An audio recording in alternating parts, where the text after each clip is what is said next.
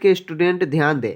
ये जो क्वेश्चन हम लेकर के आए हैं, ये क्वेश्चन बार बार एग्जाम में पूछे जाते हैं, तो हिंदी में इन क्वेश्चनों को आप रट कर ही रख ले।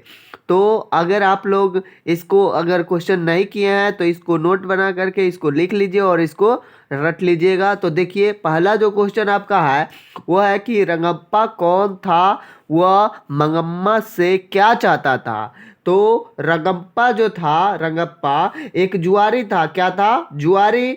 और वह शौकीन था किसका? तबीयत, मतलब शौकीन तबीयत रखने वाला, मतलब फैशन उड़ाने वाले, ठीक है। और व्यक्ति था, वह मंगम्मा से रुपया कर्ज के रूप में मांगता था, ठीक है। किसके रूप में? कर्ज के रूप में मांगता था। वो मंगम्मा से मांगता था रुपया। वो इसके लिए अक्सर उसे तंग करता था। मंगम्मा अपने बहू बेटे से अलग रहती थी, मतलब रहते हैं, इसीलिए उसके पास पैसा रहता है और इसी के लिए वो मांगते रहते हैं। इस बात को अगर आप लिख देते हैं, आपका आंसर पूरा हो जाएगा और आपका फुल मार्क्स मिल जाएगा। फिर आपका जो नेक्स्ट क्वेश्चन है वो है कि सीता अपने ही घर में क्यों घुटन महसूस करती है।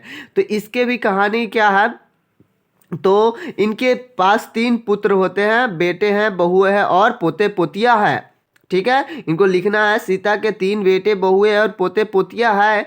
मात्र बच्चों को छोड़ करके उसको किसी का लगाव नहीं है।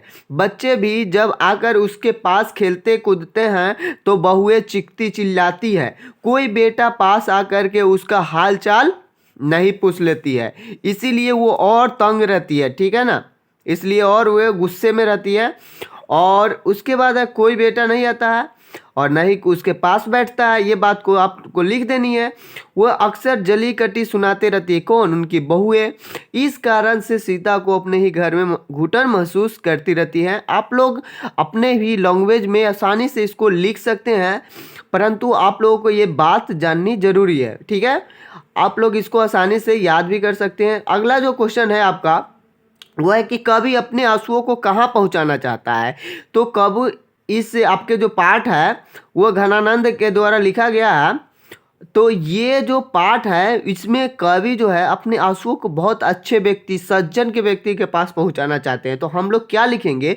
कवि घनानंद अपने आंसुओं को सुजान के आंगन में पहुंचाना चाहते हैं ताकि सुजान उसकी विरह वेदना से परिचित हो सके और अपने दर्शन देकर उसकी वेदना को दूर कर सके। यानी कि उन लोगों के पास पहुंचाना चाहते हैं जो इनके बातों को समझ सके, ठीक है, और इसकी वेदना को ये दूर कर सके। एंड ऐसे लोगों के पास पहुंचाना चाहते हैं। तो ये आप लोगों के क्वेश्चन 3 बहुत अच्छे इंपॉर्टेंट क्वेश्चन है। बस 3 मिनट के अंदर में आप लोगों के पास ये क्वेश्चन अवेलेबल है।